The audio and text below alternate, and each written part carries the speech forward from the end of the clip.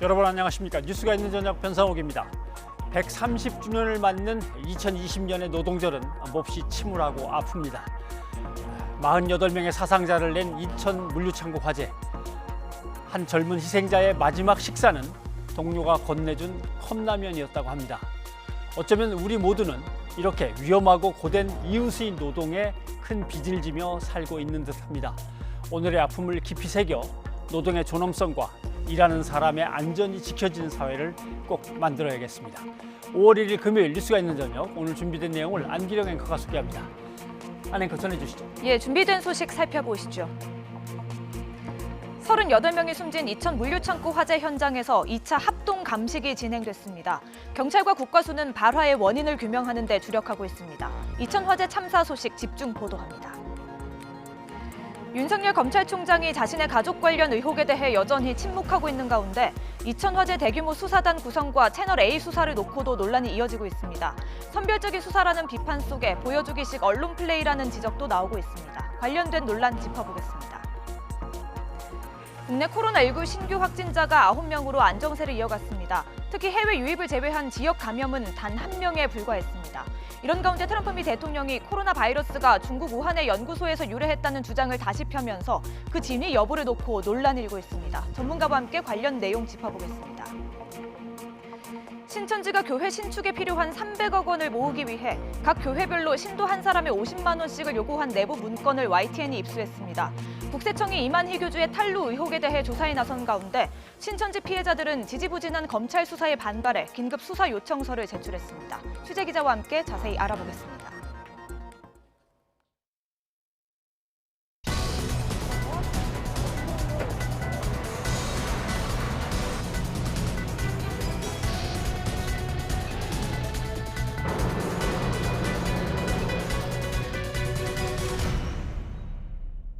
어렵게 있어요.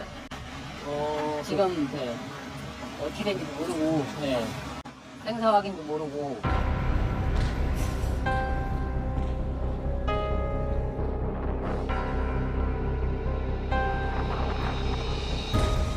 고개 돌리는 순간 연기가 엄청 심하게 나오더라고요. 설마 저게 불일 때 그랬는데 폭발음과 함께 이제 불꽃이 일어나기 시작한 거죠.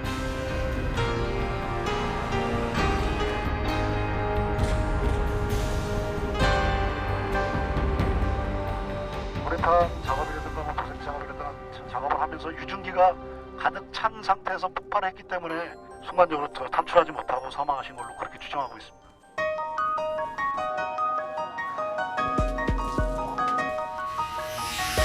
다시는 이번과 같은 대형 화재가 반복되지 않도록 실질적인 처방이 절실합니다.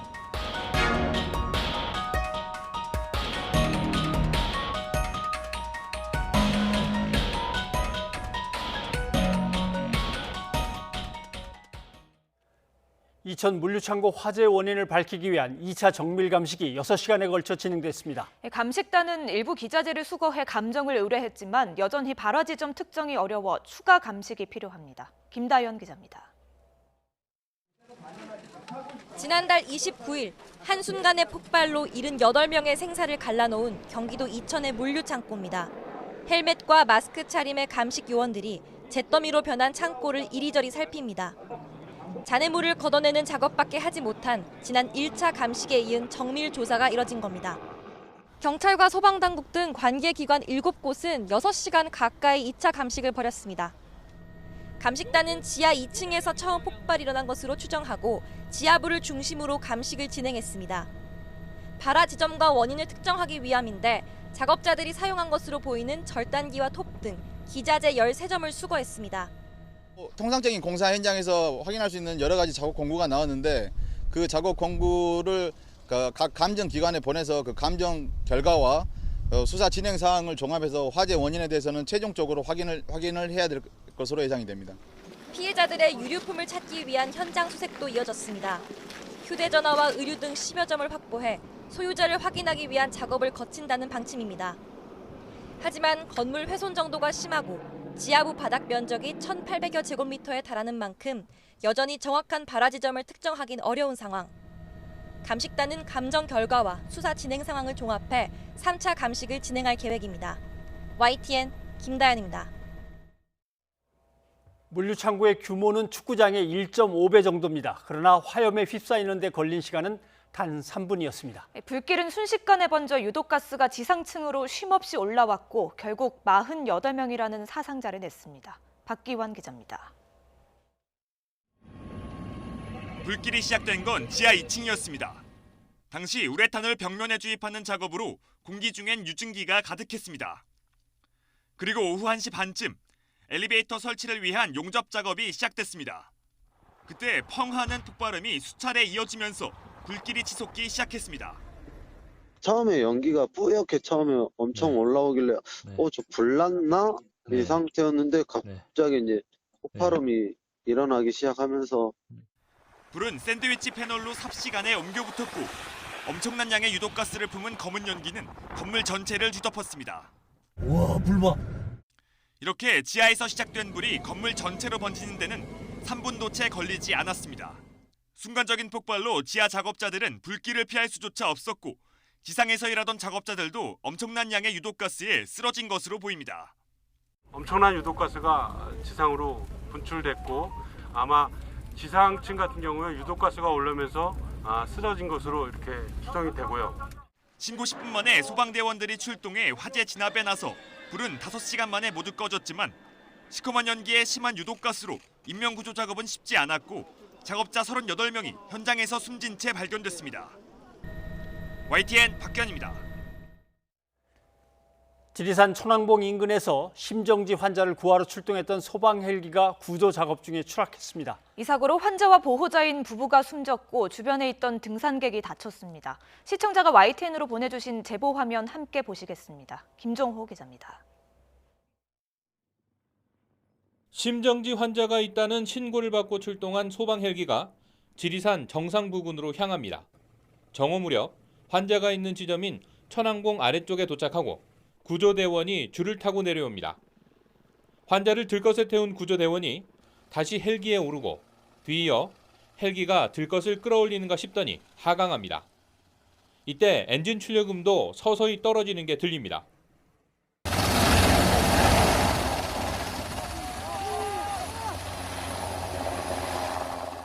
급기야 바닥에 닿을 정도까지 떨어졌다가 다시 상승을 시도하지만 그대로 바닥에 주저앉습니다. 헬기 프로펠러가 부서지면서 파편이 사방으로 튑니다. 환자를 이송을 하려고 올리다가 갑자기 헬기가 쓰러지더라고요. 헬기가 쓰러지면서 나무가 굉장히 많이 또 훼손이 되면서 환자 보호자가 이때 프로펠러에 부딪혀 심하게 다쳤고 등산객도 황급히 사고 지점을 벗어나다가 경상을 입었습니다.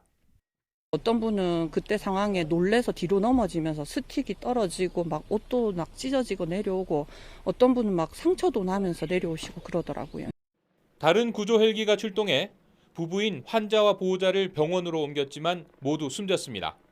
사고 헬기에는 기장과 구조대원 등 5명이 타고 있었는데 모두 다치지 않았습니다.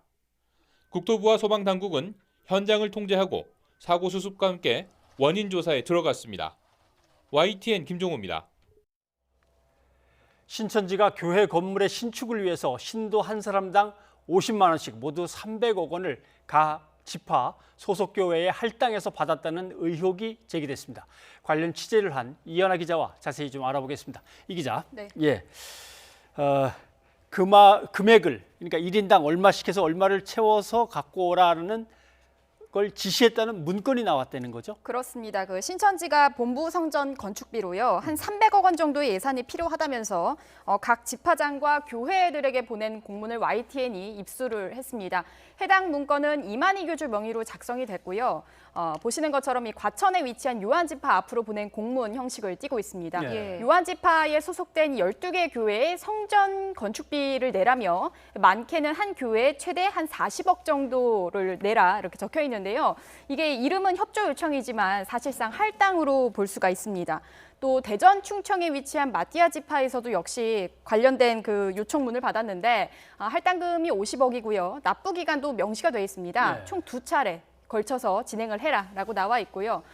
이어서 광주 베드로지파에는 50억 원, 그리고 부산 야고보지파는 8억 원으로 금액은 다르지만 내용은 동일합니다. 이 해당 문건이 발송된 시점은 2006년인데요. 그 후로 14년이 지났지만 현재 이 신천지 본부 성전 여전히 지어지지 않았습니다. 네. 예. 각 지파의 인원 교세를 이제 파악해서 거기에 맞는 액수를 할당하고 네. 인원당 얼마 정도 이걸 갖다가 이제 일치를 시키는 것 같군요. 예, 네. 그런데 성전이 지어지지 않았다고 했거든요. 그렇다면 모았다고 한 돈은 어디로 간 겁니까? 일단 취재를 해보면은 전직 신천지 관계자들은 신천지 측이 성전 건축 명분으로 해서 20년 가까이 수천억 원 규모의 건축 헌금을 모았지만 실제 건축이 이루어지지 않았다라고 주장하고 있는데요. 관련해서 직접 들어보시겠습니다.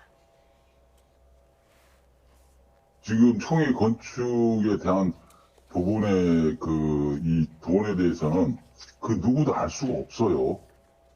이걸 누구한테 공개적으로 얘기하고 얼마 거치고 얼마 했다 이 얘기가 없으니까. 네. 이렇다 보니까 신천지 안팎에서는요, 이만희 교주에게 이 돈이 흘러들어간 게 아니냐 이런 의혹이 꾸준히 제기가 되고 있습니다. 국세청도 이 교주와 관련된 차명계좌 의혹 등에 대해서 현재 특별 세무조사를 벌이고 있는 것으로 확인이 됐는데요. 실제로 신천지 측이 이 신도들로부터 거액의 건축 헌금을 받았다면 사용처에 대한 규명이 필요하다는 지적이 커지고 있습니다. 전문가의 이야기 직접 들어보시겠습니다. 이 돈은 반드시 지성전을 건축한다라고 하고 해서 거둔 거기 때문에 이것을 다른 용도로 사용했을 때는 이것이 횡령죄가 될 가능성이 상당히 크고요. 대법원 종교 사기적인 문제로 접근을 하게 되면 이제 과거에 신천지에 들어간 사람이 미혹돼 있는 상태에서 헌금을 종용당해서 헌금을 냈다라고 한다면 사기죄를 구성할 가능성이 상당히 크다라고 보여질 수 있는 구조. 네, 현재 국세청은 종교기관 대상으로는 처음으로 조사관 200여 명을 투입을 해서 이 교주의 세금 탈루 의혹을 밝히는데 집중하고 있습니다. 네, 국가의 세금 중에서도 목적세가 따로 있듯이 그 목적으로만 사용하기로 돼 있는 이것도 이제 종교적인 용어로는 이제 목적 헌금이 되겠죠. 그 목적으로 써야 되는. 근데 안 썼다면 이제 횡령의 문제가 생긴다라고 그렇습니다. 하는 거군요. 네. 근데 신천지 측은 뭐라고 해명을 합니까? 일단 신천지 측은요, 과거에 그 선전을 건축하기 위한 목적으로 해서 헌금을 받은 것은 맞다라고 인정을 했습니다. 하지만 지파별로 할당은 없었고 신도들의 자발적 헌금이었다라고 주장을 했고요. 또 현재는 건축 헌금을 받지 않고 있고 해당 헌금은 모두 총회 본부에 그대로 보관하고 있다라고 설명을 했습니다. 예, 보관하고 있다고 했으니까 확인을 해보면 될 것 같고요. 또 피해자들이 관련해서 검찰에 고발장을 내서 사건이 배당된 걸로 알고 있는데요. 검찰 수사는 어떻게 진행되고 있습니까? 일단 신천지 피해자연대 측이 지난 2월이었습니다. 신천지 이만희 교주를 감염병 예방법 위반, 횡령, 배임 등 혐의로 해서 검찰에 고발을 했었고요. 현재 이 신천지 관련 고발 사건 수원지검의 형사 6부에 배당이 됐는데요. 하지만 이 피해자 측은 검찰 수사 전혀 이루어지지 않고 있다며 불만을 제기하고 있습니다. 최근에는 검찰 측에 신속한 수사를 촉구하는 긴급 수사 요청서를 보내기도 했는데요. 이 요청서 내용에는 신천지 지도부의 횡령과 그리고 차명계좌 운용 관련 내용이 담겼습니다. 다만 이 국세청이 신천지 측의 탈루 의혹에 대해 본격 조사에 나선 상황이어서 연이어서 그 검찰 수사도 빨라질 것이라는 관측도 나오고 있습니다. 네. 피해자들이 긴급 수사 요청서를 보낸 것은 혹시 예를 들면 돈을 챙겨가지고 해외로 도피를 하거나 이런 우려도 있지 않느냐 아마 이런 점에서 빨리 수사를 해달라고 재촉을 하는 것 같습니다. 예. 이현아 기자 수고하셨습니다.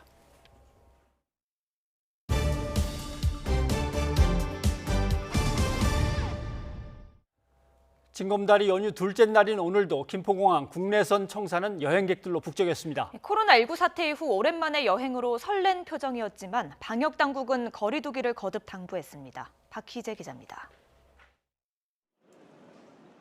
공항 탑승 수속을 하는 카운터에서 마스크 쓴 승객들이 여행용 가방을 붙입니다. 신분과 발열 여부를 함께 확인하는 구간 앞으로 긴 대기줄이 만들어집니다.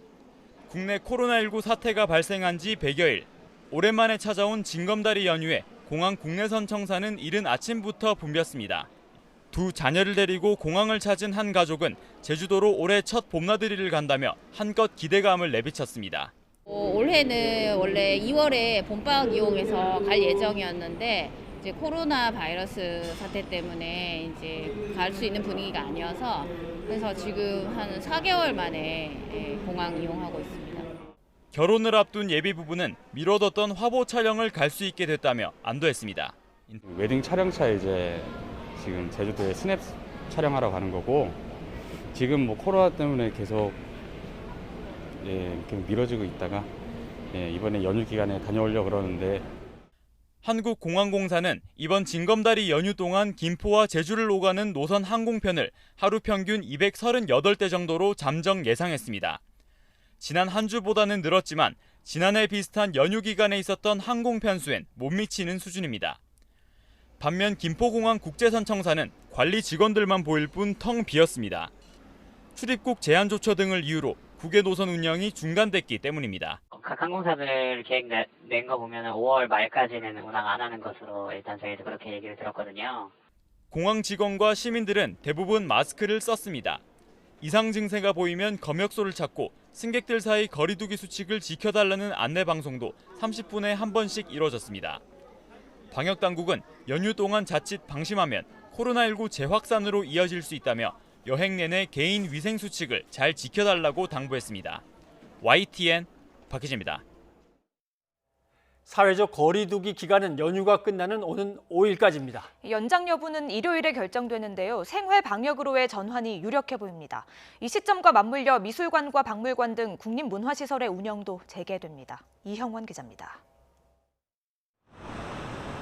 지난 3월 시작된 고강도 사회적 거리 두기는 한 차례 연장돼 한 달 가까이 이어졌습니다. 이 기간 다중이용시설은 폐쇄되거나 운영 중단이 권고됐습니다. 이후 지침이 다소 완화돼 오는 5일까지 연장됐습니다. 거리 두기 효과로 지난 18일 이후 신규 환자는 10명 안팎을 유지하고 있습니다. 애초 내세운 생활 방역 전환 조건을 훌쩍 넘어선 겁니다. 국민께 약속드린 대로 5월 6일부터는 생활 속 거리 두기로 이행할 수 있도록 방역 성과를 관리하는 데 최선을 다하겠습니다. 생활 속 거리 두기 이행을 전제로 국립문화시설 운영이 다시 시작됩니다. 박물관과 미술관은 개인 관람만 허용하고 예약제로 운영해 이용자 사이 거리 두기가 가능하도록 했습니다. 도서관은 대출 반납, 복사 서비스를 우선 재개하고 코로나19가 더 안정되면 열람까지 확대합니다. 발열 체크, 손 소독제 사용, 관람객 쏠림 방지를 위한 동선 준수, 안내원에 대한 협조와 같은 시설 방역 지침을 숙지하고 따라주시기를. 시설 운영을 차례로 늘려가는 생활 방역에서도 거리 두기는 유효합니다. 사회적 거리 두기는 코로나19가 완전히 종식될 때까지는 계속 지속해야 되는 그런 상황입니다. 이런 거리 두기를 지금처럼 유지할지 생활 방역으로 전환할지 이번 주 일요일 최종 결정됩니다. YTN 이영훈입니다. 트럼프 미국 대통령이 코로나19 사태와 관련해 중국 책임론을 또 제기했습니다. 코로나19가 중국 우한의 연구소에서 시작됐다는 증거를 봤다고 주장했는데요. 코로나19 책임론을 놓고 미중 간 패권 경쟁이 재현될 조짐을 보이고 있습니다. 이동환 기자입니다. 트럼프 미국 대통령이 백악관에서 기자들의 질문에 답하면서 코로나19가 중국 우한의 연구소에서 시작됐다는 증거를 봤다고 말했습니다. And my question is, have you seen anything at this point that gives you a high degree of confidence that the Wuhan Institute of Virology was the origin of this virus? Yes, I have. Yes, I have. 그러나 구체적 내용은 말하지 않았습니다. And what gives you a high degree of confidence that this originated from the Wuhan Institute of Virology? I can't tell you that. I'm not allowed to tell you that. 트럼프 대통령은 중국이 코로나19가 세계에 퍼지지 않도록 사전에 막을 수 있었는데 그렇지 못했다며 기존의 비난을 이어갔습니다. 또 중국이 자신의 재선을 원하지 않는다고 이틀 연속 주장했습니다. 이처럼 중국에 대한 트럼프 대통령의 비난 수위가 높아지면서 추가 관세 부과 등 중국과의 갈등을 고조시킬 가능성이 제기되고 있습니다. I fully expect that the president will consider a range of options to ensure that those who were not forthcoming with the American people, be that in China or in the World Health Organization, are held to account. 워싱턴 포스트는 미 고위 당국자들이 코로나19 대응에 대한 책임을 물어 중국을 징벌하거나 재정적 보상을 요구하는 방안들을 살펴보기 시작했다고 보도했습니다. 자신의 재선 전략의 하나로 중국 책임론을 이슈화하고 있는 트럼프 대통령이 실제 중국 보복에 나설 경우 관세 전쟁에 이어 코로나19 책임론으로 미중 패권 경쟁이 비화할 전망입니다. YTN 이동원입니다. 네, 보신 대로 트럼프 대통령이 코로나19가 중국의 우한 바이러스 연구소에서 발원했다는 증거가 있다고 주장을 했습니다. 코로나19 발원지를 둘러싼 논란, 고려대 안산병원의 최원석 감염내과 교수와 함께 얘기를 나눠보겠습니다. 어서 오십시오. 네, 안녕하세요. 근거가 있으면 좀 이렇게 펼쳐서 보여주면서 얘기를 하든지 해야 되는데 항상 뭐 첩보가 있다, 이야기를 들었다 이런 식으로 말을 하기 때문에 어디까지 미해질지 잘 모르겠습니다만은 우한 바이러스 연구소라는 곳이 어떤 곳입니까? 네, 이 연구소는 이제 우한에 위치해 있고 예. 1956년에 처음 설립된 것으로 알려져 있습니다. BSL-4 그러니까 이제 생물학적 안전 등급 4등급에 해당되는 이러한 시설을 갖추고 있는 곳으로 알려져 있고요. 예. 뭐 에볼라 바이러스나 사스 코로나 바이러스 같이 다양한 바이러스에 대한 연구를 하는 그런 연구소입니다. 등급은 뭐가 다른 겁니까? 네, 이 BSL-4라는 거는 그만큼 더 높은 수준의, 그러니까 전염이 가능한 위험도가 높은 바이러스를 다룰 수 있는 시설이 있다라는 거고요. 1등급부터 4등급까지로 나누어집니다. 예. 그런데 어떻습니까? 과거에 인위적으로 조작되거나 만들어진 바이러스가 사람들에게 전파된 일이 있습니까? 사실은 이제 이렇게 인위적으로 만들어졌다고 의심되는 바이러스가 전파되어 있는 것이 알려진 것은 없죠. 다만 예. 이제 실험실에서 다양한 바이러스를 다루면서 실험실 종사자 등에서 소규모의 감염의 사례 이런 것들은 뭐 에볼라 바이러스나 인플루엔자, 사스 이런 다양한 바이러스에서 감염의 사례들의 보고는 있습니다. 예. 근데 트럼프 대통령이 자꾸 문제 제기나 의혹 제기를 하는 거와는 달리 뭐 미국 국가정보국이나 그 전문가 그룹에서는 별로 이거에 대해서 이렇게 호응을 안 하는 듯한 느낌이 듭니다. 네, 사실 과학계에서는 특히 바이러스를 전문으로 하는 과학계에서는 보편적으로 받아들이는 이야기는 아니죠. 예. 그러니까 이제 몇 가지 의심되는 정황에 대한 이야기는 있지만 이 바이러스가 동물에서 유래해서 여러 단계 변이를 거쳐 사람에 왔을 거라고 보는 것이 이제 더 적절한 설명이 될 수 있을 거다라는 게 일반적인 과학자들의 생각입니다. 다만 이제 이 정보국에서도 이제 대통령이 그러한 이야기를 했으니까 실제로 그 근거가 무엇인지에 대해서는 조사를 해보겠다 이렇게 이야기를 한 것 같습니다. 예, 그런데도 트럼프 대통령도 그렇고요. 계속해서 이런 음모론이 제기되는 이유는 뭐라고 보십니까? 네, 사실은 이제 뭐 이러한 팬데믹 상황이 과거에 인플루엔자 바이러스가 주된 것이었지만 예. 코로나 바이러스에 의한 팬데믹은 처음 있었던 일이거든요. 게다가 이 처음에 집단의 환자 발생이 보고되었던 우한의 이 수산시장에서 이 바이러스 연구소가 한 30여 킬로미터 정도밖에 떨어지지 않았다라는 예. 것. 그리고 이제 그 연구소에서 이러한 바이러스들을 다루고 있었다라는 점. 이러한 상황들 때문에 아마도 계속 의심을 하는 것 같습니다. 아무튼 미국 정부 입장에서는 코로나19 확산에 대해서 계속 중국 책임론을 제기하면서 중국을 몰아붙이고 있습니다. 중국의 입장은 어떻게 나오고 있습니까? 사실 뭐 중국으로서는 당연히 부인하죠. 예. 뭐 이렇게 바이러스가 유래했다고 이야기하고 있지도 않고 이제 중국에서는 적절한 대응을 했다고 이야기하는데요. 사실 이 바이러스의 유래하고는 떠나서 초기에 이 바이러스가 사람 간의 전파 능력이 없다라고 했다든가 또는 이제 적절하게 통제가 되고 있다라는 식의 이야기로 이제 이 바이러스에 대해서 대응할 수 있는 시간적인 여유를 좀 갖지 못하게 했다는 점에서는 중국의 책임을 부인하기는 어려울 것 같습니다. 예. 예, 국내 상황도 좀 짚어봐야 할 것 같습니다. 뭐 안정세로 접어들었다고는 하지만 방심해서는 안 되잖아요. 특히나 연휴를 맞아서 여행을 떠나는 분들이 많습니다. 이런 상황 어떻게 보고 계십니까? 사실 많은 전문가들이 걱정을 하고 있죠. 네. 이제 국내에서의 지역사회 환자 감염이 굉장히 적은 숫자로 줄어들긴 했지만 네. 아직 이 바이러스가 우리의 곁을 떠나 있는 상황은 아니거든요. 또 조용한 전파, 그러니까 이제 우리가 인지하고 있지 못한 환자분들을 통한 지역사회 내의 전파가 있을 수 있다. 이러한 점 때문에 걱정을 하고 있는데요. 그래서 이제 가급적이면 많이 떠나는 것은 좀 자제해 주시기를 부탁드리고 있고 예. 혹시 떠나더라도 이런 감염의 위험을 좀 최대한 줄이기 위한 조치들을 같이 해주십사 말씀을 드리고 있죠. 예, 어떤 아니요. 이제 지하철을 타고 하다 보면은 이제 뭐 벨트를 갖다 열심히 닦아 주시기도 하고 그다음에 뭐 백화점이나 건물에 이제 손잡이에도 이제 필름을 다 붙여놨더라고요. 실제로 그런 손잡이들로부터 이제 감염될 우려는 있는 겁니까? 네, 이제 사람의 손이 닿는 부위 이런 곳을 통해서 손이 매개체가 되어서 자신에게 바이러스의 감염을 이제 전파시킬 수 있는 이러한 위험성이 있습니다. 그래서 이제 뭐 환경에 대한 소독을 할 때는 이 손이 닿는 부위에 대한 소독이 굉장히 중요하죠. 예, 그리고 이미 떠난 분들이 많은데요. 또 필요한 조치를 취해야 된다고 하셨는데 어떤 조치들이 있습니까? 사실은 이제 여행을 아직 떠나지 않으셨다면 여행을 떠날 때 이제 대규모의 단체 여행은 하지 않으셔야 됩니다. 그 자체가 여러 사람이 모여 있는 형태가 될 테니까 적어도 이제 가족 단위 정도 이상을 벗어나지 않아 주셨으면 하고 말씀드리고 있고요.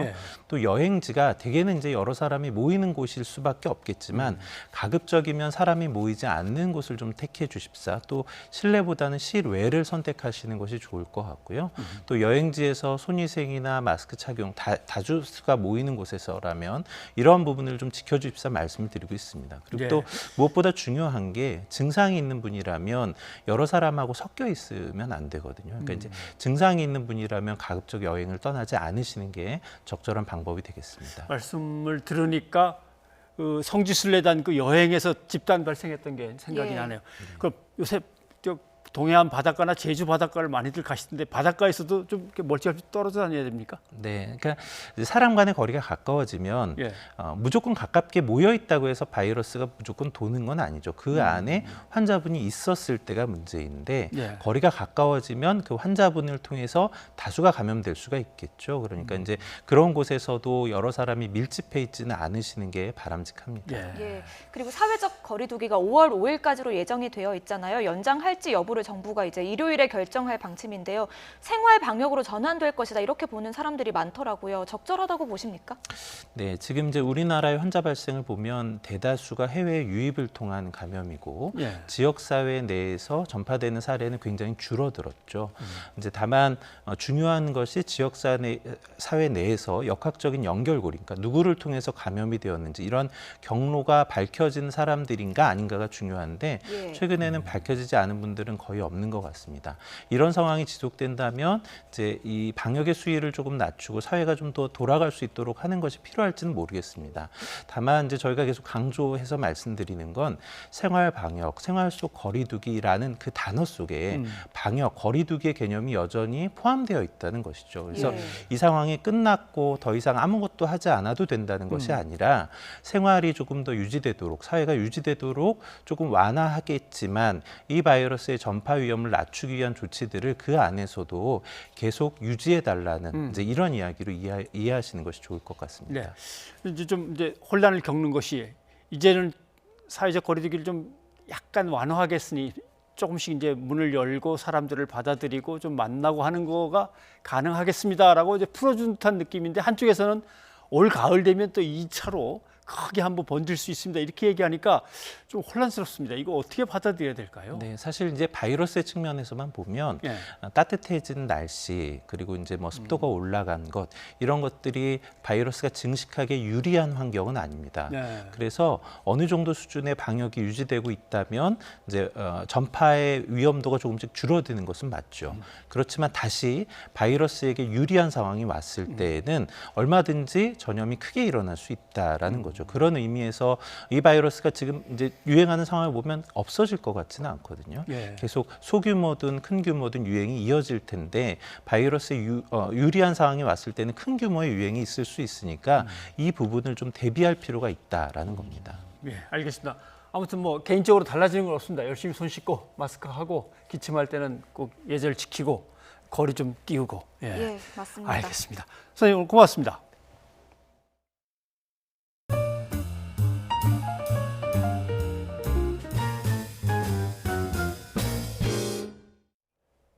(130주년) 노동절을 맞아 정치권도 한 목소리로 노동자 권리 향상에 공감했습니다. 특히 코로나19 사태를 이유로 정리해고가 벌어지지 않게 관련 법안의 제정이 시급하다는 목소리가 나왔습니다. 송재인 기자입니다.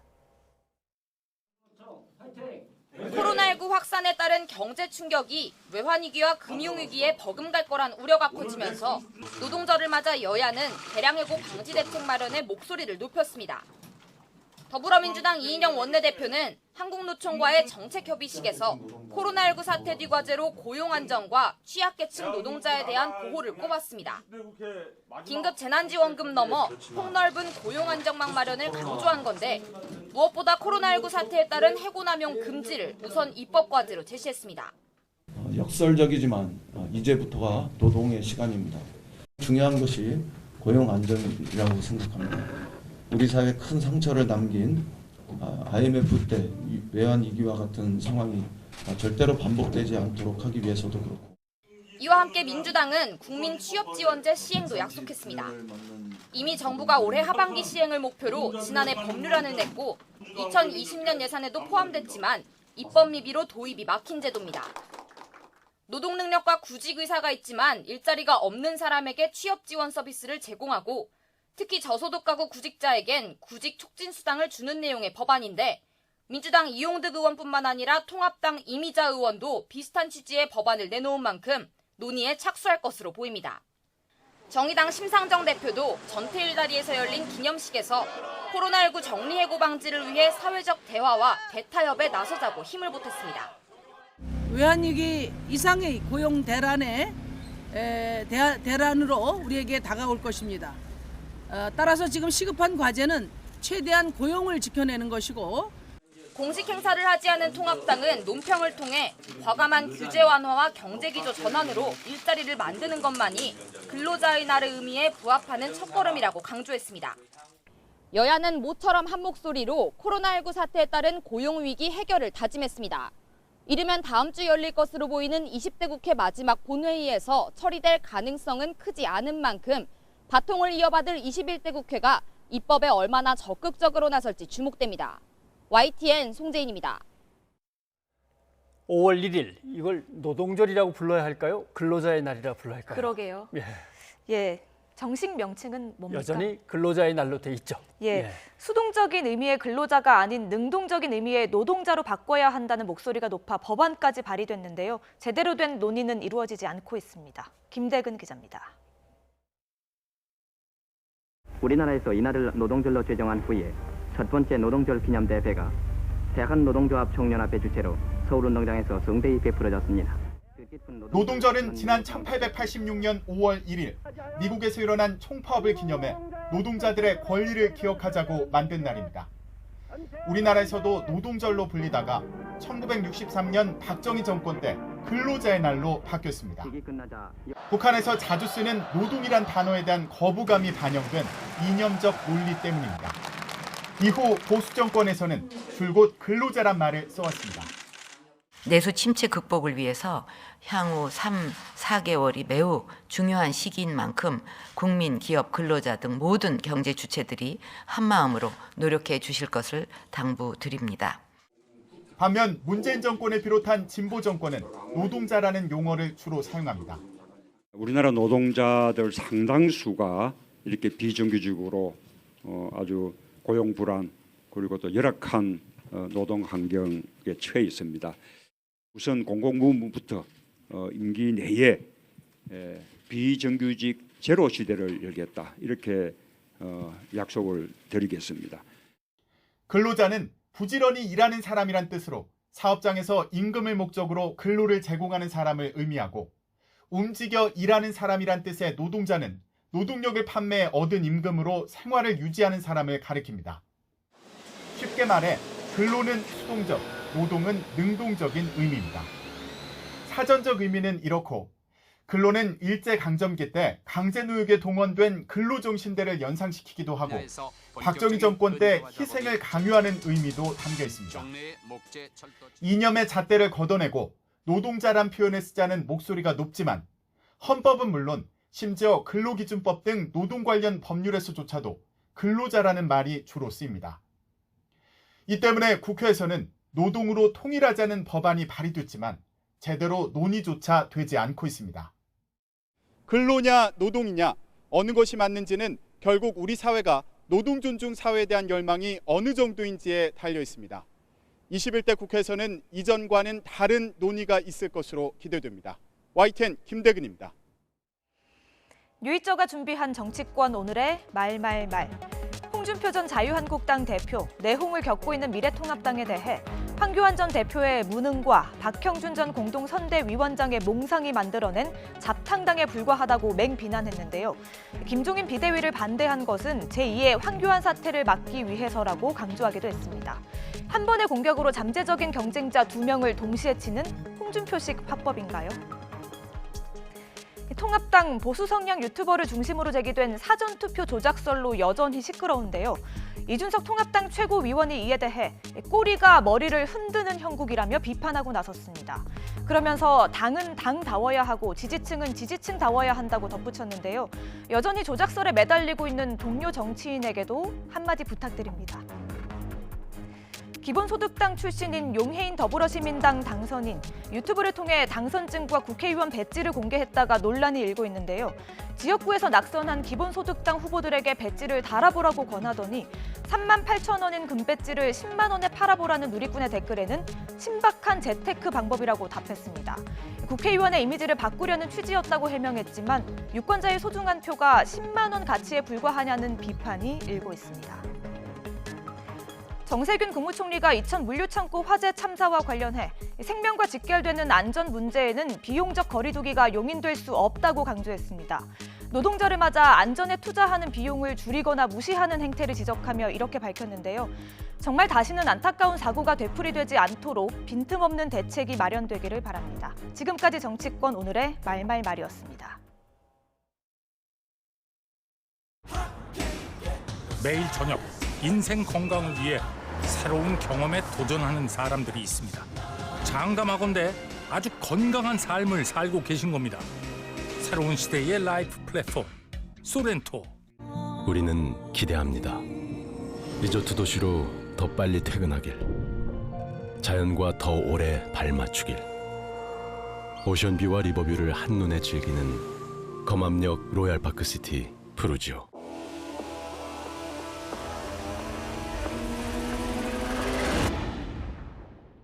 차이는 어디서 오는가? 스핀이 스코어를 바꾼다. 스핀 스코어 스릭슨. 신용을 지키지 않는 사람들로 빛을 잃어가는 우리의 사회. 고려 신용정보가 밝히겠습니다. 당신의 희망찬 미래를 위해 고려 신용정보. 이천 화재 참사 관련 소식을 더 알아보겠습니다. 여러 종류의 위험 물질을 다루는 공사 현장이니 사고 위험이 높아 특별 안전교육을 하게 돼 있습니다. 하지만 이천 물류창고 공사업체는 이런 교육을 진행하지 않아서 안전보건공단의 지적을 받았는데요. 이후에도 특별교육은 없었다는 증언이 나오고 있습니다. 이종구 기자입니다. 순식간에 건물 전체에 불이 번지고 유독 가스가 많이 발생한 건 사고 현장에 우레탄 폼 같은 위험 물질이 많았기 때문입니다. 그게 화염이 연기가 진짜 무슨 폭발한 것처럼 막 살벌하게 나더라고요. 무시무시하게 막 무섭더라고요. 그래서 법에서는 이런 물질을 다룰 때 특별 교육을 해야 한다고 강조하고 있지만 사고업체는 이를 무시했다가 지난 1월 당국의 지적을 받았습니다. 그런데도 이후 화재 대피 교육 외에 특별 교육은 없었다는 게 현장 작업자들의 증언입니다. 특별 안전관리라고 해서 저희가 우레탄 작업이다 보니까 화학물질이다 보니까 좀 더 MSDS 교육 다 받거든요. 여기 일체 없었어요.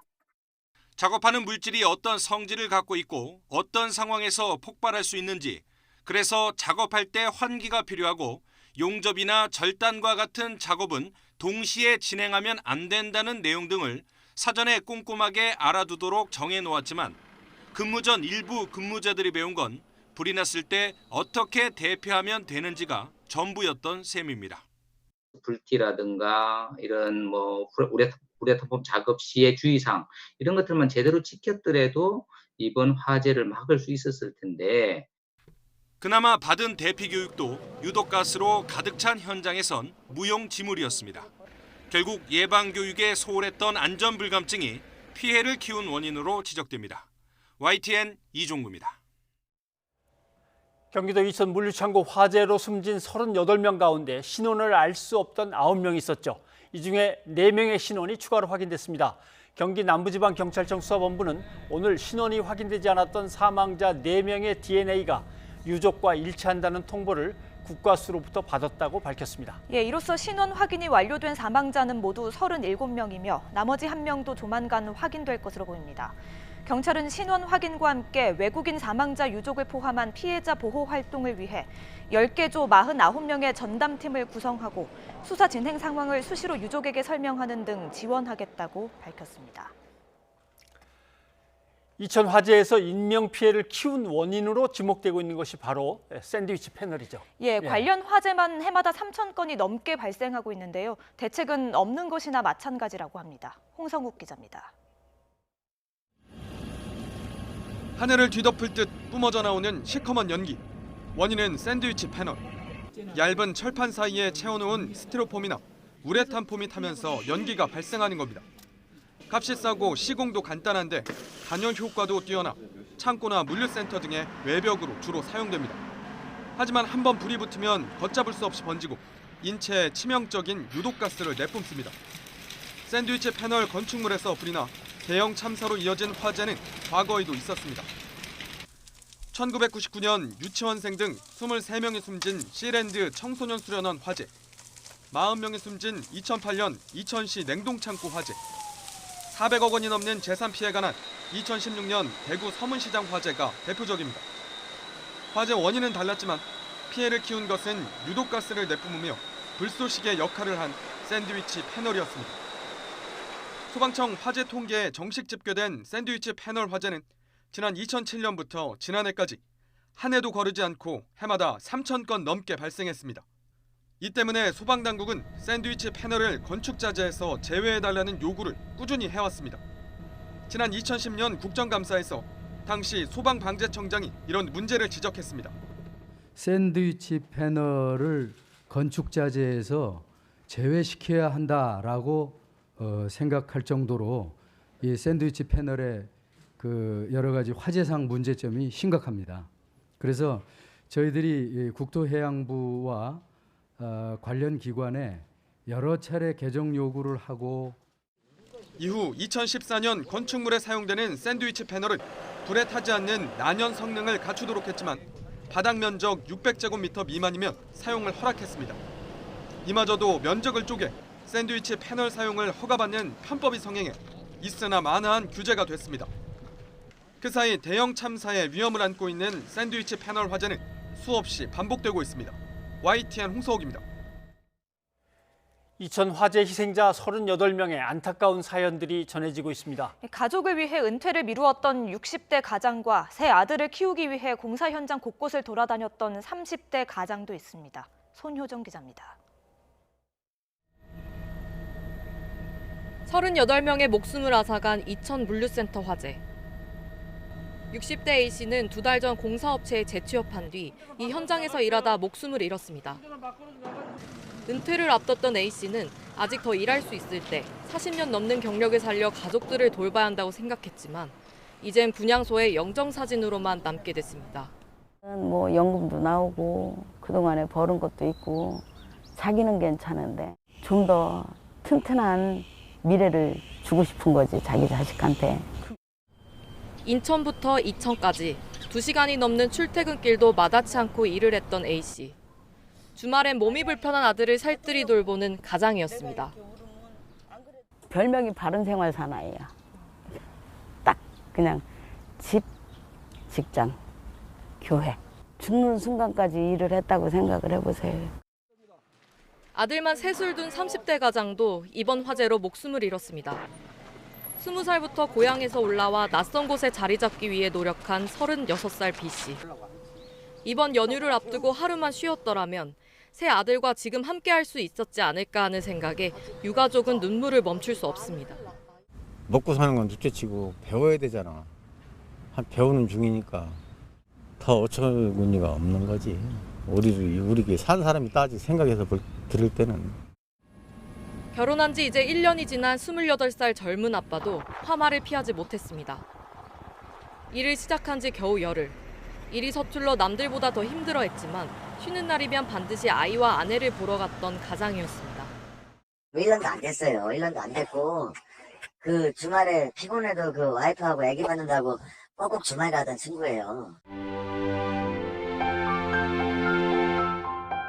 누군가의 아버지, 동생, 아들이었던 희생자 38명은 한순간의 화재로 더는 가족들을 볼 수 없게 됐습니다. YTN 손효정입니다.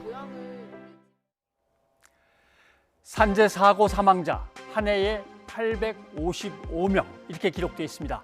그러면 하루에 몇 명이 숨지는 걸까요? 1년은 365일이지만 실제 일하는 날은 한 300일 미만이니까 잡으면 하루에 3명 꼴입니다. 아침에 함께 출근했던 동료 중에 3명씩 퇴근길에서는 지워지는 겁니다. 2019년 산재 사고와 사망자는 2018년과 비교하면 상당히 나아졌다는 게 노동부의 해석이고 노동부도 이걸 고무적이라고 판단하고 있습니다. 노동부는 2019년 산재 사고 사망자 감소 원인을 이렇게 분석하고 있습니다. 민간 부분에서 안전의식이 아주 높아졌다. 그리고 사업장을 관리 감독을 잘했다.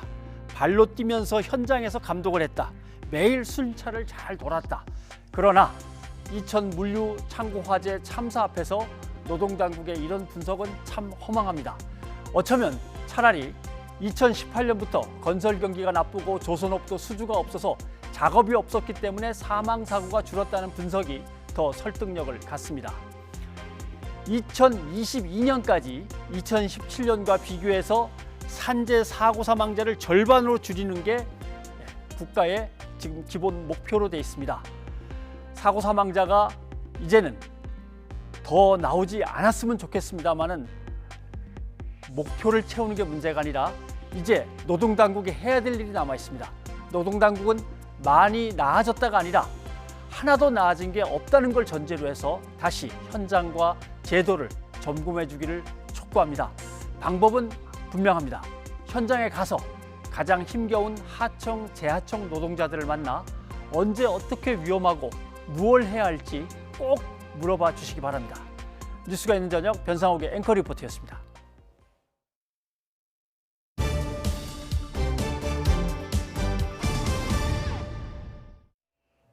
김정은 북한 위원장이 20일째 두문 불출하는 가운데 북한 매체들은 김 위원장의 동정 보도만을 이어가고 있습니다.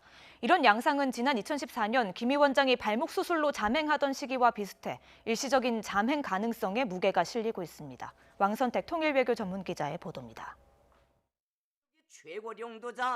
북한 노동당 기관지 노동신문은 김정은 국무위원장이 당 정책 관철을 주동하고 있는 모범적인 선동원, 5호 담당 선진원들에게 감사를 보냈다는 소식을 전했습니다. 5호 담당 선전원은 각자 주민 5가구씩을 맡아 사상 교양 사업을 지도하는 사람들입니다. 신문은 또 근로자의 날을 기념한 사설란에서 정면 돌파전 승리를 위해 자력갱생 정신과 더불어 모든 주민이 김정은 위원장에 대한 충신이 돼야 한다고 강조했습니다. 앞서 조선중앙통신은 바샤르 알 아사드 시리아 대통령이 28일자로 김 위원장이 보냈던 축하 전문에 대한 답전을 보내왔다고 전했습니다. 이처럼 북한 매체들은 지난달 11일 김정은 위원장이 노동당 정치국 회의를 주재했다는 소식 이후 공개 활동에 대한 언급 없이 비공개 동정만 잇따라 전달하고 있습니다. 이런 양상은 지난 2008년 8월 김정일 국방위원장이 뇌졸중으로 쓰러진 이후 약 3주일 정도 공개 활동 보도는 물론 비공개 동정도 일절 언급하지 않았던 것과 차이가 있습니다. 오히려 2014년 9월 4일 이후 김정은 위원장이 발목 부상으로 약 40일 동안 잠행하던 시기에 공개 활동 보도 없이 비공개 동정 보도는 꾸준히 했던 것과 매우 유사한 것으로 평가됩니다. 최근 북한 매체 움직임은 2014년 가을 사례를 따라서 김 위원장 잠행이 일시적이고 정상적인 국가 운영에 문제가 없음을 보여주려는 의도가 깔린 것으로 분석됩니다. YTN 왕선택입니다. 검찰과 언론의 유착 의혹을 수사하는 검찰이 구치소에 수감 중인 이철 전 밸류인베스트 코리아 대표를 참고인 신분으로 처음 소환했습니다. 이 전 대표가 채널A 기자에게 협박성 취재를 당한 경위 등을 조사하기 위해서인데요. 관계자들의 소환이 이어질 것으로 보입니다. 박서경 기자입니다. 채널A 이모 기자가 구치소에 수감 중인 이철 전 밸류인베스트 코리아 대표에게 보낸 편지입니다. 가족 수사 가능성을 언급하며 취재에 협조하면 이 전 대표의 우려를 검찰에 설명해주겠다는 내용이 적혀 있습니다. 이 전 대표는 편지를 본 후 지인을 보내 채널A 기자를 만나도록 했고 두 사람의 대화 녹음 파일이 공개되면서 협박 취재 논란이 불거졌습니다. 이렇게 하면 신용은 막을 수는 있어요. 그렇게 하면 가지고 다닐 수는 있어요. 저랑 통화한 사람이 검사장이고 윤석열하고 되게 가까운 검사장이고. 검찰은 윤석열 총장 지시로 본격 수사에 착수해 채널A 본사를 압수수색한 뒤 곧바로 구치소에 수감돼 있는 이철 전 대표를 처음 불러 조사했습니다. 민주언론시민연합이 채널A 이모 기자와 성명불상 검사장을 협박죄로 고발한 사건의 참고인 신문입니다. 검찰은 채널A 기자가 구치소에 편지를 보낸 과정과 지인을 보내 기자를 만나게 한 경위 등을 캐물었습니다. 이 전 대표는 최경환 전 부총리가 신라젠 투자 의혹을 보도한 MBC를 명예훼손 혐의로 고소한 사건에선 피고소인 신분이기도 합니다. 이에 따라 검찰은 이 전 대표를 상대로 최 전 부총리 관련 의혹을 MBC에 제보하게 된 경위도 확인한 것으로 알려졌습니다. 이 전 대표 측 변호인은 조사 입회 전 YTN 취재진과 만나 개인적인 이유로 그동안 조사에 불응해오다 처음 출석하게 됐다며 진실 규명을 위해 조사에 성실히 임할 것이라는 입장을 밝히기도 했습니다. 앞서 검찰은 검언유착 의혹 관련 증거를 확보하기 위해 41시간 동안 채널A 본사에서 압수수색을 시도하며 기자들과 대치했습니다. 결국 채널A 측 협조로 취재 관련 일부 자료를 임의 제출 방식으로 제출받은 검찰은 곧바로 압수물 분석에 돌입했습니다. 검찰이 강제 수사에 이어 본격 소환 조사에 착수하면서 채널A 기자 등 사건 당사자들도 조만간 검찰 조사를 받을 것으로 보입니다. YTN 박서경입니다. 네, 계속해서 검찰과 관련된 이슈들을 양지열 변호사와 함께 얘기를 나눠보겠습니다. 네, 어서 오십시오. 안녕하세요. 예. 자, 이철 밸류인베스트 코리아의 대표, 지금 이제 수감돼 있는 거죠. 네. 예, 수감 중인데 채널A 기자한테서 이제 편지를 받으면서 접촉을 받은 거죠. 네, 그렇죠. 먼저 예. 이제 채널A 기자 그렇죠. 측에서 뭐 근데 접촉을 한 기자들을 조사한다는 소식은 없습니다. 너무 늦어지는 거 아닌가요? 글쎄 뭐 시기로 본다면 이미 뭐 보도가 된 게 지난달 31일이었기 때문에 예. 전반적으로 수사는 좀 늦습니다. 다만 굳이 따져 본다라고 한다라면 언론사에 보도된 내용들만을 가지고 수사를 하는 건 아니고 그 자료들을 이제 대검에서 인권부에서 조사를 했던 내용들이 있고 또 이 방송에 보도됐던 녹취록 같은 것들은 이제 검찰이 수사 자료로 삼을 수 있을 만큼의 기초로 자료를 확보한 다음에 그 자료를 근거로 해서 이제 수사를 한다라는 정도로 생각해 본다라면 뭐 아직까지 뭐 수사를 안 했다라고 말씀드리긴 조금 뭐 이릅니다만 어쨌든 한편으로 반대로 또 생각해 본다라면 이게 어떻게 보면 어떤 그 어떤 단계를 밟아나가는 수사라고 꼭 볼 수 있을까? 예. 그러니까 동시에 다발적으로 진행을 해도 충분히 할 수 있을 만한 그런 내용이라서 뭐 좀 미루는 거 아닌가 싶은 생각도 동시에 듭니다. 근데 이제 우리 사회가 큰 사건들, 복잡한 사건들을 많이 겪다 보니까 시민들도 이제 전문가가 되셔갖고 아니 두 사람의 휴대폰을 갖다가 제출받아서 살피든지 아니면 휴대전화 통화 내역들을 살피면은 얼마나 일치하는지 금방 나올 텐데 그걸 왜 빨리 안 하냐? 뭐 이렇게 얘기하시더라고요. 그러니까 보통 녹취록이라고 하면 말씀하신 것처럼 당연히 휴대전화를 통해서 녹음을 했을 것이고 그걸 혹시 이제 다른 어떤 용도로 예를 들어서 이제 취재원에게 들려준다거나 보고를 하기 위해서 노트북 같은 데 옮겨놨을 수도 있고요. 그러면 딱 뭐 몇 군데만 확인해 보면은 실제 녹취록이 있는지 녹취 파일이 있는지 금방 확인이 가능할 것으로 보이고요. 또 그런 것들에 대한 조사가 조금 어렵다고 할지라도 저는 그렇습니다. 이제 해당 검사장 같은 경우에는 본인은 전혀 관계된 바가 없다라고 말씀을 하고 계시지만 그걸 이제 어떻게 보면 심각한 명예훼손이 될 수 있잖아요. 만약 사실이 아니라면. 그렇죠. 그럼 그런 부분을 해명하기 위해서라도 이 해당 기자와의 통화 사실이 없다는 것은 본인의 통화 기록을 내는 건 정말 간단한 일이거든요. 그런 과정들이 그러니까 강제 수사가 아니라도 충분히 짐작해 볼 수 있는 과정들이 참 쉽게 안 이루어집니다. 예. 근데 이제 채널 A에 대한 본사에 대한 수색이 2박 3일간 압수수색이 이제 진행이 되다가 뭐 일부는 확보했습니다 그러면서 이제 물러났어요 검찰이. 근데 일부는 확보했습니다가 들어가서 뒤져갖고 왔습니다가 아니고 뭐뭐는 좀 빼주십시오라고 해서 이미 제출을 받은 겁니까? 네. 근데 이 부분이 그러면 아까 잠깐 화면에 나온 것처럼 이제 노트북 가방처럼 보이는 가방 같은 것들을 가지고 나오는데 거기 뭐가 있는지는 아직 정확하게 그렇죠. 알려지지 않았고요. 사실 그렇습니다. 물론 이제 언론의 자유라는 것들을 강조를 하면서 채널A 기자들을 막았고 뭐 기자협회에서도 이 부분에 대해서 유감 표명을 하긴 했지만 알려진 보도의 내용은 어찌 보면 저런 것까지 취재의 언론의 자유의 대상이 될 수 있을까에 대해서 물음표를 던질 수밖에 없는 내용이었거든요. 거기에 대해서 막았었던 것들 그리고 그걸 가지고 압수를 끝내 제대로 하지 못했던 부분들이 공감하지 못하는 국민들도 분명히 있을 것으로 보입니다. 네, 알겠습니다.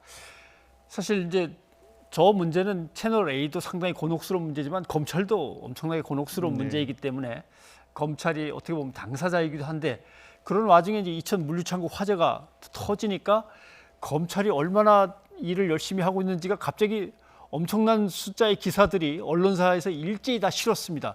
이걸 보고 사람들이 이건 또 뭐지라고 했거든요. 저도 굉장히 의아했습니다. 예. 대형 사고가 터졌을 때 뭐 YTN도 보도가 많은 보도들이 이루어지지 않습니까? 예. 근데 과거에 어떤 보도를 떠올려 봐도 이 검찰이 이 시간대에 나섰다라는 기억이 저는 나질 않고요. 예. 아시겠지만 아까 오늘 같은 경우는 이제 2차 지금 현장 감식이 이루어지고 감식 있습니다. 중인데. 그러니까 단계라는 게 있지 않습니까? 네. 이게 수사가 되든 법적 조치를 취하든 지금은 소방본부하고 경찰에서 이제 국립과학수사연구원이 주축이 돼서 현장에 대한 감식들이 필요한 상황이고요. 굳이 뭔가가 이루어진다고 한다면 예. 이제 검찰에 도움이 필요한 부분이 있습니다. 예. 예를 들어 압수수색을 한다거나 관계자들의 뭐 출국 금지 조치를 취할 때 이럴 때는 검찰을 통해서 법적으로 해야 되기 때문에 예. 그런 경우에는 뭐 부족함이 없도록 신속하게 지원해 줘라라는 정도의 얘기에서 그쳐야 하는데 네. 그 검찰총장이 어떤 것을 이 단계에서 실시간으로 보고를 해야 할까? 제가 기사들을 좀 몇 개를 찾아봤는데도요. 그게 잘 이해는 안 갔습니다. 저는 더 이해가 안 가는 것은 검찰이 워낙 인명피해가 컸기 때문에 실시간으로 상황을 보고받고 마지막으로 결국 검찰 수사가 마무리돼야 될 거 아닙니까? 네. 어떤 것들을 뭐 사업주가 위반했는지 현장에 어떤 것들에 위법한 일이 있었는지는 그걸 갖다 언론이 그렇게 일제히 받아 쓰는 게 더 참 황당한 상황이었습니다. 제가 좀 전에 말씀드린 게 그 이유를 왜 다른 보도에서는 다른 재난 사고에서는 없었는데. 검찰의 실시간 지휘라고 하는 부분들이 이렇게 많이 기사가 나왔으며 그리고 막상 기사의 내용을 봤었을 때는 검찰이 필요한 단계인가가 설명이 안 되는 겁니다. 사실 이제 보도의 내용을 보면은 실시간으로 이제 지휘를 하고 그다음에 대표적으로 눈에 띈 것 중에 하나가 변사체 검사 이런 거 검시 이런 거였는데 예. 형사소송법상 검사에게 변사체 검시 권한이 주어진 이유는 사실 그것도 저는 어찌 보면 이제 현장 전문가에게 주어진다라고 생각하지만 어쨌든 이유는 혹시 이게 범죄 피해자는 아닌가를 판단하기 위한 그렇죠. 거거든요. 네. 근데 이 사건의 성격은 명확하지 않습니까? 그렇죠. 그런 사고니까요. 것이 예. 판단이 필요한 상황이 아니고 검사가 15명이 투입이 됐다라고 하는데 검사는 독립제 관청입니다. 그러니까 검사 한 사람 한 사람이 네. 외부적으로는 법적인 결정을 내릴 수 있는 권한을 가진 그러니까 굳이 비교를 하자면 머리에 해당하는 사람들인데 머리가 15명이나 이렇게 갑작스럽게 내려가면 현장에서 어떤 걸 할 수 있을까 하는 예. 생각이 좀 드는 거죠. 정치권에서는 뭐 바로 이거 뭐 언론 플레이 하는 거 아니냐, 정치적인 뭐 어떤 그 전략 아니냐, 뭐 이렇게 이제 바로 비난이 나오더라고요. 그러니까 워낙 이제 이례적인 상황만은 좀 뭐 어쩔 수 없고 확실해 보이기 때문에 예. 특히 이제 검찰에 대해서 그동안 비판적인 시각을 가져왔던 분들, 뭐 최강욱 이번에 당선인이라든가 황석 전 검찰 법무국장이라든가 이런 분들이 좀 강한 목소리를 내고 계시죠. 예. 뭐 너무나도 참담한 사고기 때문에 뭐 그런 것을 그렇게 또 끌어들이려고 했다고 믿고 싶지는 않습니다만은 아무튼 논란이 이렇게 빚어지고 있습니다. 그 다음에는 중앙대 정경심 교수 재판 얘기를 조금 넘어가 봐야 될 것 같습니다. 11차 공판입니다. 벌써 11차 공판인데 그러니까 딸의 체험 활동의 확인서 발급이 제대로 된 거냐, 나름대로 어느 정도 근거를 갖고 있는 거냐 이렇게 했는데 갑자기 논문의 제일 저자가 맞냐, 이 저자냐, 뭐 이 문제가 더 확 그냥 언론에 보도가 돼 버렸습니다. 그러니까 체험 확인서를 허위로 받아서 그걸 가지고 이제 학교의 의학 전문 대학원에 입시에 사용을 했기 때문에 이게 업무 방해가 된다라는 그런 취지였는데 이게 나오는 얘기가 정말로 논문에 기재가 될 만한 정도의 기여가 있었느냐, 약간은 결이 다른 겁니다. 그러니까 예. 체험 확인서라고 하는 거는 글자 그대로 고등학생이라고 할지라도 어디 가서 체험했을 때 우리가 얼마만큼 체험을 해야 확인서를 써줄 수 있느냐에 관한 기준은 없습니다. 그러니까 그 기준을 따지기 위해서일 수는 있습니다만 사실 그런데 별개거든요. 예. 논문에 기재를 시켜준 건. 그리고 논문 같은 경우에는 이 사실을 제출하지도 않았습니다. 그러니까 이 조국 전 장관의 딸 같은 경우도 이런 부분들을 제출해야 될까라는 걸 질의를 했었고 교수도 그렇게까지 하는 거는 부적절하다고 말렸었던 예. 부분이 있거든요. 지난번 사실 이번에 이제 단국대 논문이고 공주대에서 체험활동 확인서를 가지고는 언론에서 많이 부각된 부분들은 와서 했던 일들이 허드렛 일이었다라는 식의 그런 보도가 나왔는데 또 법정에서 나왔던 얘기는 교수가 그렇게 얘기를 했죠. 이거는 허드렛 교수 입장에서 예. 고등학생이 와서 체험 활동을 하면 교수의 입장에서 봤을 때는 허드렛 일이지만 그렇다고 해서 체험을 안 한 건 아니지 않았느냐라는 얘기였기 때문에 저는 약간은 이제 그 뭔가 좀 법적인 문제를 넘어서서 도덕적인 비난 가능성을 좀 띄우는 게 아닌가라는 거 한 가지하고, 두 번째는 말씀드렸다시피 체험을 한 건 사실이기 때문에 체험 확인서가 잘못됐다는 얘기를 하려면 결국엔 그 배경에 있는 것들이 뭔가 좀 문제가 있다는 점을 좀 강조했던 게 아닌가 싶습니다. 네, 알겠습니다. 그런데 어떤 언론 기사를 보면 조교인가요? 연구원의 증언만 이제 쭉 기사화돼 있고, 어떤 거는 또 교수님의 의견만 나와 있고, 양쪽을 비교해 가면서 진위를 가려준 기사는 당최 볼 수가 없더라고요. 그러니까 지금 증인들이 주로 이제 어떤 경우에는 한 사람의 증인에 대해서 오전에는 검찰이 하고 오후에는 변호인이 반대심을 하기도 하고요. 그렇죠. 또 어떤 경우에는 말씀하신 것처럼 오전에는 A라는 증인이 증언을 하고 오후에는 B라는 증인이 증언을 하는 그런 상황인데, 그런 것들을 좀 종합해서 좀 다뤄줬으면 좋겠습니다. 그러니까 뭐 속보처럼 얘기가 나와서인지, 아니면 뭔가 조금 뭐 기자분들이 보기에는 뭔가 좀 이게 이슈가 될 만한 내용이 나왔으면 그런지 모르겠습니다. 그때 나오다 보니까 쭉 따라서 읽는 어떤 국민들, 언론의 소비자 한상으로 봤었을 때는 정리가 안 되는 그런 분위기는 분명히 있습니다. 뭐 예를 들면 기사 마감 시간이 있으면 누가 먼저 가서 하고, 뭐 검찰팀이 여러 명이니까 취재팀이 그다음 사람이 들어가서 다음 거 듣고 있다가 그다음 속보를 또 내놓고, 이렇게 하면은 그래도 뭐 좀 나은데, 언론도 이게 뭔가 입맛에 맞는 것만 골라 쓰는 거 아닌가, 이제 의혹을 자꾸 불러일으키는 그런 상황인 것 같습니다. 변호사님 오늘 고맙습니다. 네, 고맙습니다.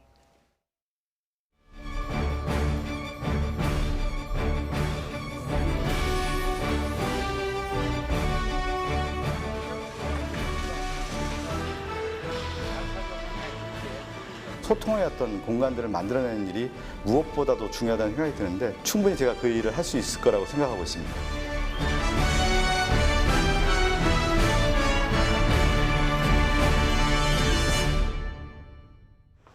안녕하십니까, 당선인님. 반갑습니다. 당선 축하드립니다. 예, 감사합니다. 이번에 총선에서 그 접전 끝에 이제 당선이 되셨는데 소감이 어떠신가요? 일단 그냥 마음속으로 참 기쁘고 또 책임감이 크다는 말씀 좀 드리겠고요. 저를 선택해준 중구 성동을 유권자 여러분께 다시 한번 진심으로 감사하다는 말씀드리고, 일로서 지역민들에게 보답하겠다는 말씀, 하나하나 차근차근 그 공약을 실행하는 모습으로 보답하겠다는 말씀 드리겠습니다.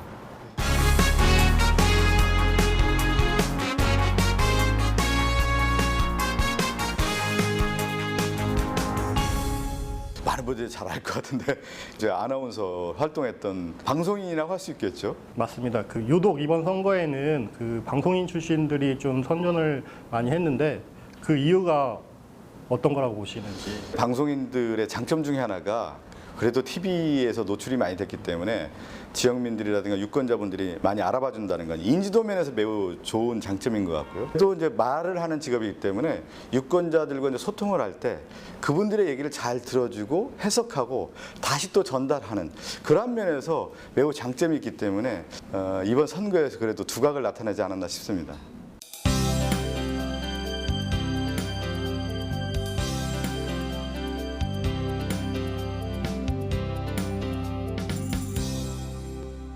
유권자들이 바라볼 때는 이 누가 더 방송과 언론에 노출되느냐인데, 타당의 후보와 타당의 후보의 부인이 나오다 보니까 아무래도 제가 묻히는 거 아니겠습니까? 저도 이것을 잘 돌파해야 되는데 라는 생각을 하면서 내부적으로도 그렇고 외부적으로도 조금 흔들리는 시기가 있었는데, 그때 잘 극복한 것 같습니다.